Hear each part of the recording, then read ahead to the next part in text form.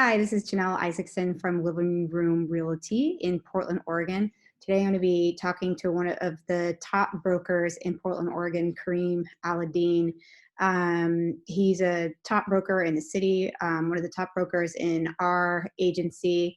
And I'm going to be asking him some questions today just about what activity has looked like for him and his team, and how is he counseling his clients right now, what's on his mind, his thoughts as we're navigating this market amongst the COVID-19 pandemic. Really excited to have him. He's always the one that I found ready to discuss your home, your financial plans, and your heart. We'll be joined in just a second. Okay, I'm starting recording. Good morning. Good morning, Jenelle and everyone. How are you? I'm good. Thanks for making the time. So we've been talking a lot these last few days just about what's going on and how to counsel our clients. First, I'd love to just ask you, you guys are really on the ground running. What are you seeing? What's activity for you been like right now?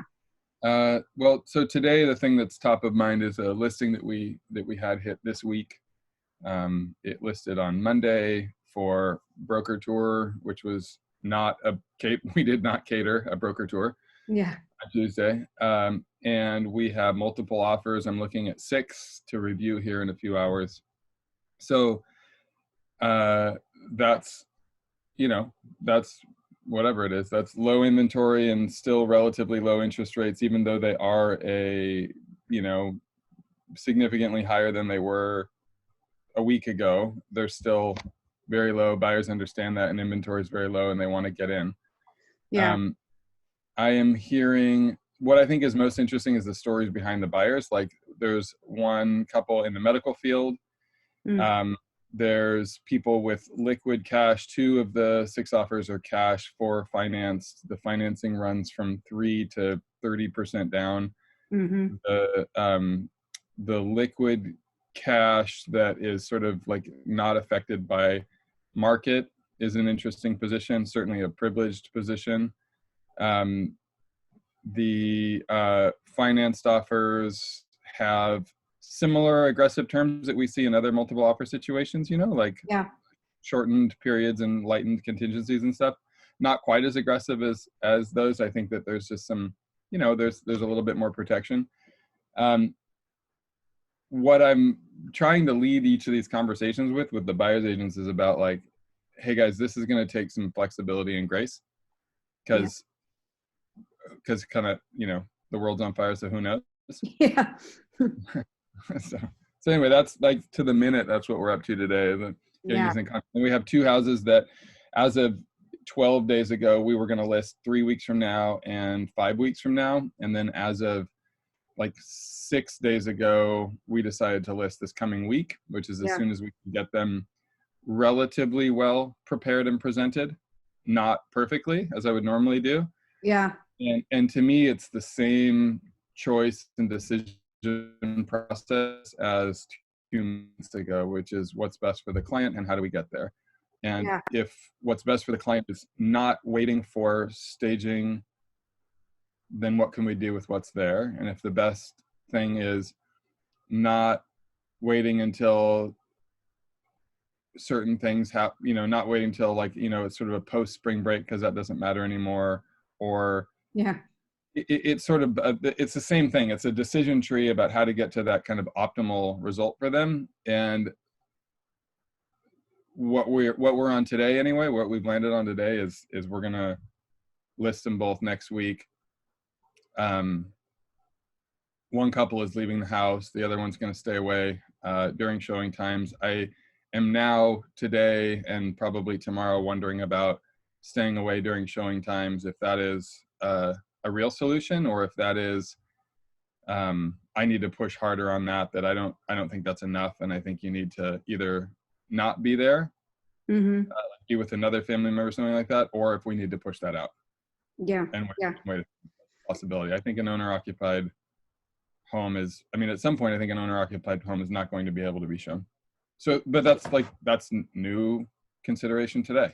Yeah, right. It's just shifting every day. And I think that one of the things that you were saying that you haven't heard enough about, or haven't heard enough in the conversation right now, is just is like the health and safety of people, and to remember underlying everything that we're all going through, and is that, I mean, this is about the wellness of our community. That's right. Yeah. I have a question. We had a conversation, I remember 3 or 4 years ago, where you had audited all of your deals, and you were seeing that more than half of your deals, people were coming in with $120,000 more of cash.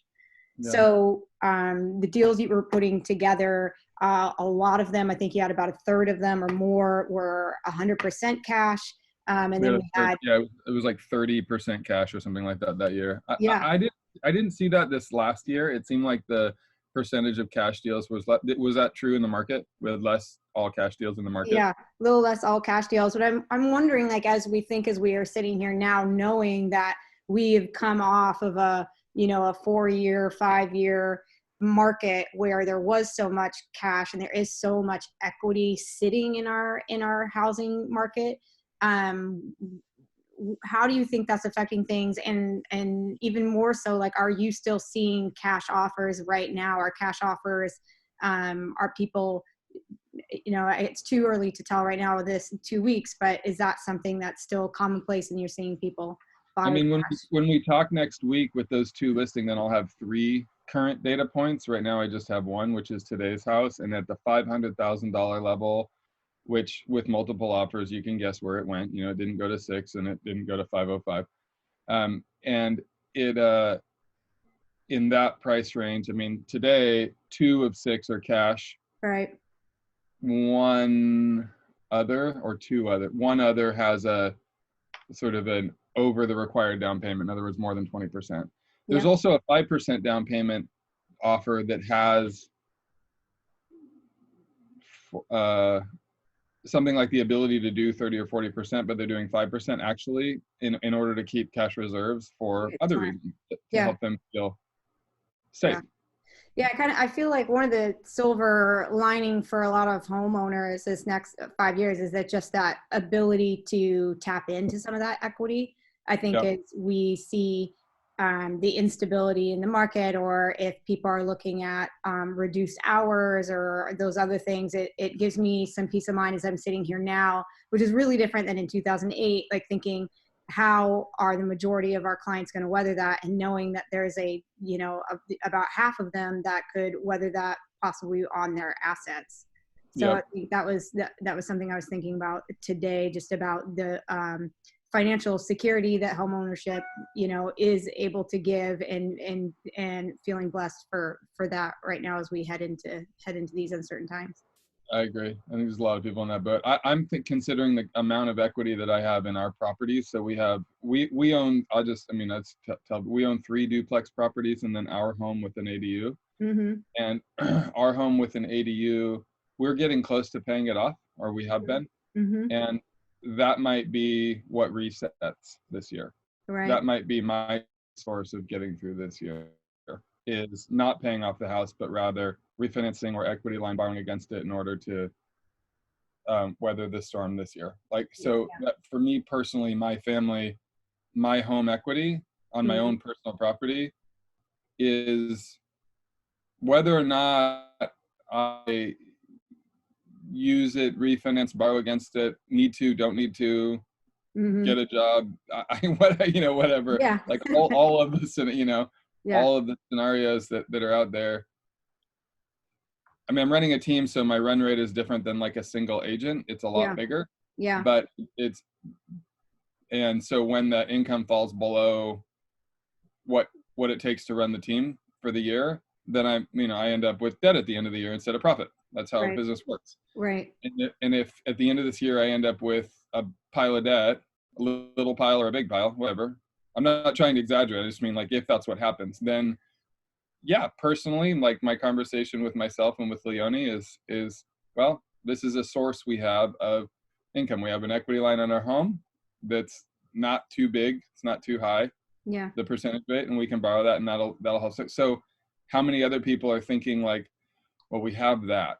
And if You're right. nothing else, it's a rest assured kind of feeling now. I don't know how, again, whether or not we use it, it's the same thing. It's Right. like, Right. what is, uh, I mean, teachers have something that a lot of people don't have. They Yeah. get paid. Yeah. They Yeah. get paid, and they're doing their best to contribute and continue to be of service to kids and all that. But they have like this little asset base, which is like a protected income, and then somebody else has like some other kind of safe haven or protection. Like I don't think anybody's got all the pieces in place, No. and Yeah. like nobody's got an amazing family that's in town with a community around them and a bunch of equity and a bunch of cash and job security and a crystal ball. Like nobody has all that. That's good to remember that we're all kind of just like trying to navigate together. And yeah, that was the advice that I was sending out to the agents on Monday or Tuesday, of just like have a plan in place to weather it, if we do have a down in the market, which I imagine as the pandemic grows greater and uncertainty grows greater, we definitely will have some sort of market shift, and to be prepared and to look into weathering it. Because I think, one of the things that, I mean, you and I have talked about before too, is that like clients don't go away. There are tons of reasons people have to move. I mean, getting a text message from a good friend on Wednesday about having to still live with an ex-wife in a house because they're stuck right now. It's Yeah. like, oh, I bet there's a need to move there. Like, so people will continue to have these needs to move, and whether they act now or they wait, it's up to us to wait on the side, on the sidelines with them. And of course, we'll bring those people back with us as we build our businesses up. But it's, being able to weather uncertainty in the market a little bit. I think that the this goes back to something we were kind of talking about in a class recently. Like binary questions generally are pretty bad questions right now. Like, yeah, or grossly open-ended questions like what's going to happen. Like yeah, these are questions that basically are an expression of a feeling. They're not really a question. We're not yeah. looking for an answer when we say what's going to happen. What we're saying is, I'm afraid because I don't know what's going to happen. Yeah. And I think that's really valuable right now, is to distinguish the difference between real questions where we're trying to gather information to make a decision, often for our clients, right? Mm-hmm. Like I don't know what the next decision is for these 2 listings next week. I know as of yesterday, given the information that we had, I believe it to be best for them to do that, and that's what I advise. And I told them, Mm-hmm. this is based on a very incomplete set of information. Mm-hmm. Poker actually taught me a ton about making the right decision for right now with the information you have, and then totally non-attached because all the information's about to change. And as soon as it does, making the next best decision you can. And then Right. you can't get attached because then you have to make it again. And it's very much life, and games are like that, like chess and other games are like that. And the cards that I play, this is what we know today. And what I'm telling my clients is I'm giving you advice and giving you counsel based on the, Jenelle, I think you should be wearing pants. That's I'm wearing pants. That'd be hilarious. She stands up, she's not wearing pants.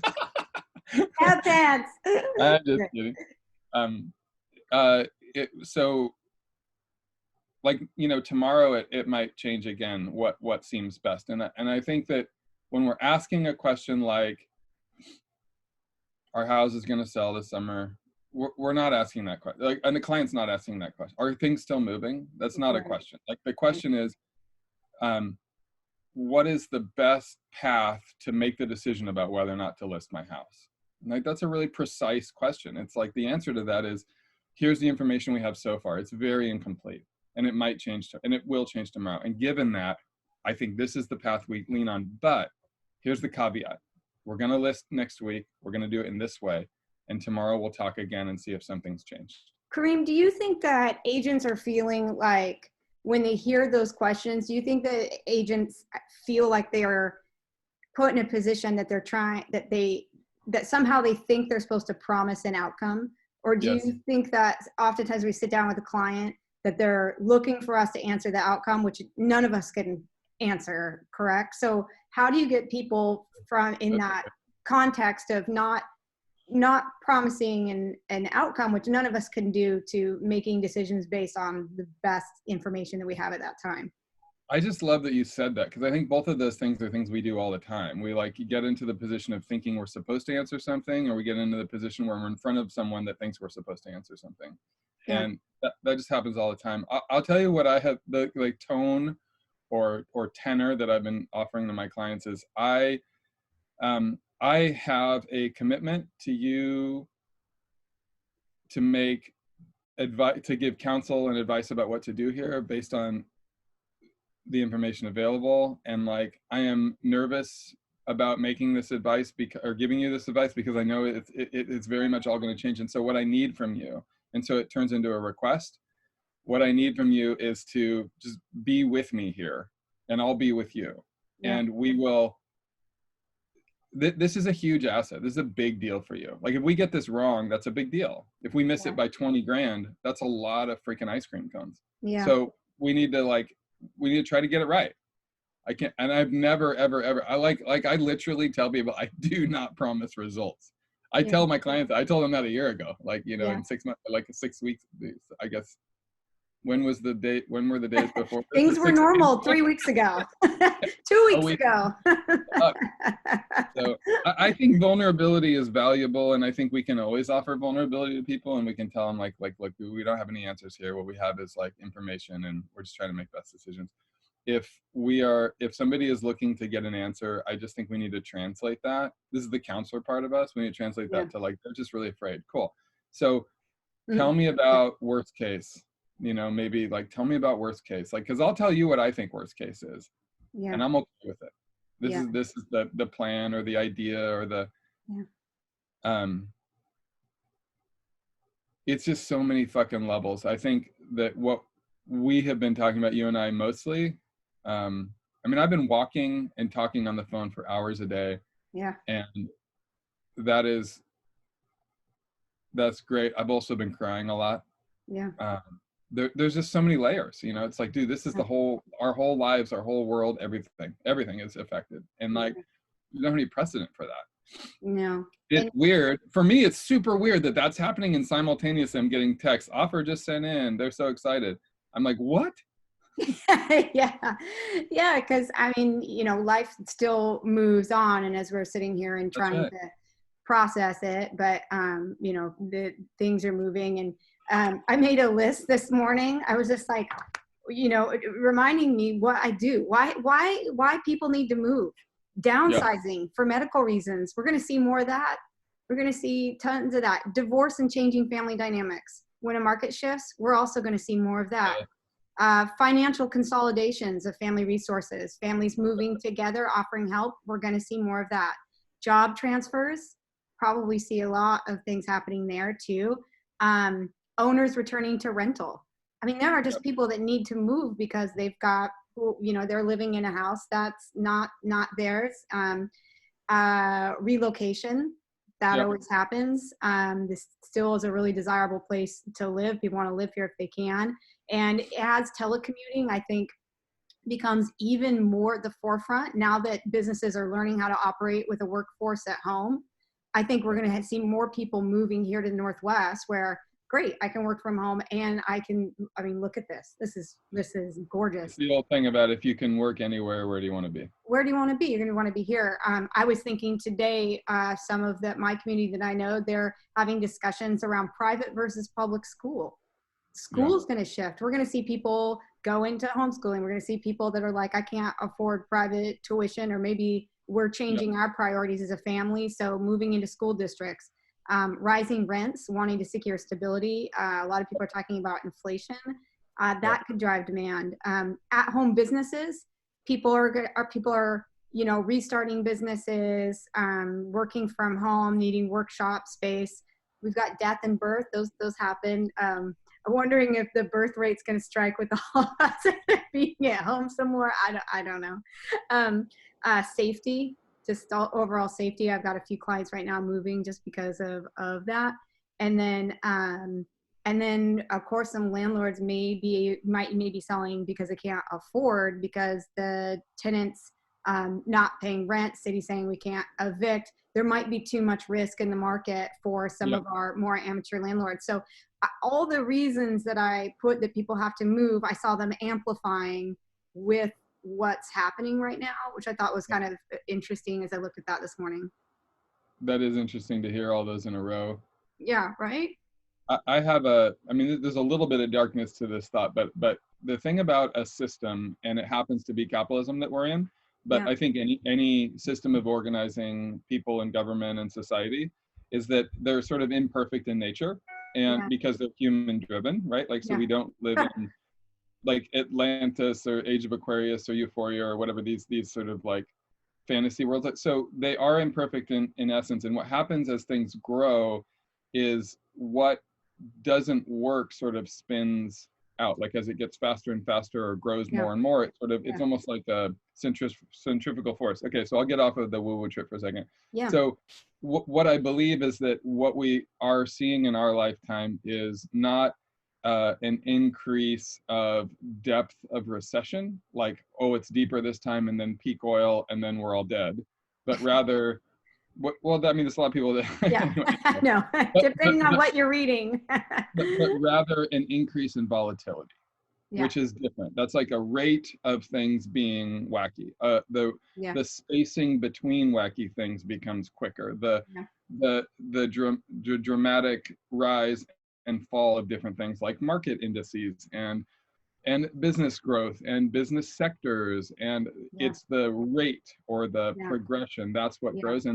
And um, maybe exponentially, I don't know, but maybe just a growth. And I think that with complexity, like a global population that's interconnected more than ever before, it's complexity that grows and it's volatility that grows. And I think within that can feel very, very, very hopeless for people.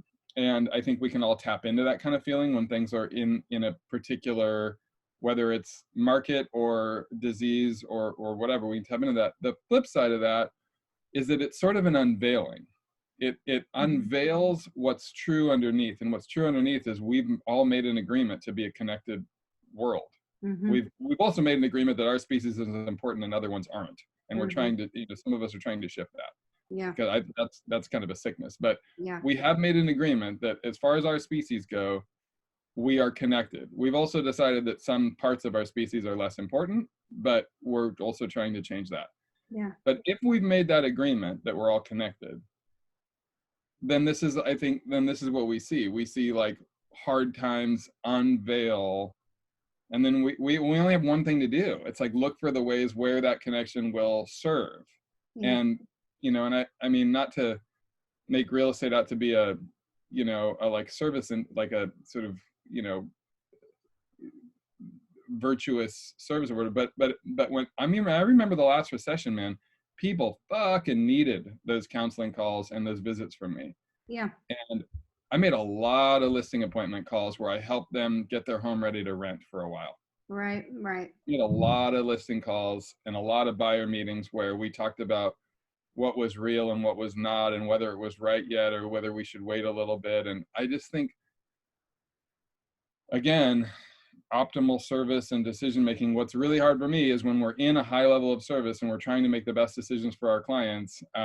This year, what I don't know is the flip side of that is what does that equate to in terms of income, and that's scary. And I think everybody's in that boat, and that's the unveiling. Yeah, I think, I mean, I think that you and I have been through this enough times too to know that be in service and take care of today. I mean, my favorite Gandhi quote, take care of today, God's going to take care of tomorrow.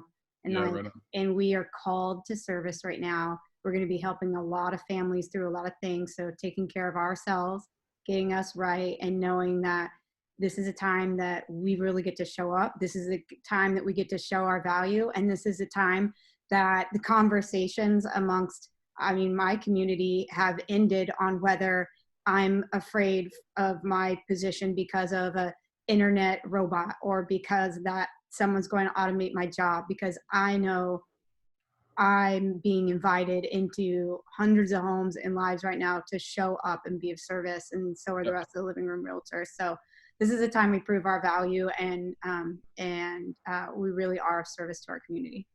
I'd like to touch on that for a second if I can. Do we have 1 more minute? Yeah, I've got to hop on a call at 10:30. So final words, Karim. Robots will sell houses in the future. Yes. That's one of the things that will happen, and so will we. Mm-hmm. And next, but the again, to go back to this thing about like as it spins, like what will be thrown out is that like robots won't sell homes where what is needed is more than a desperate. If they're promising a desperation sale and a desperate call and a single phone call and get it done, and we will remove all of your friction and offer you a very less optimal result, and somebody is hopeless and somebody is afraid, that is maybe the solution they'll choose, and it's still not the best solution for them. No. There is a huge opportunity to be of maximum service. And like if I were an agent that has been around for 3 or 4 years right now, like I was in the last recession, yeah, this is going to be hard, and this is exactly the stuff that's going to build the foundation of your like 20-year business. This is exactly every day right now, and it's very hard to remember that. Yeah, but it is. This is the stuff. Karim, I love you. Much compassion. Thank you so much for joining me, and be well. I love you, Jenelle. Bye. Okay, bye.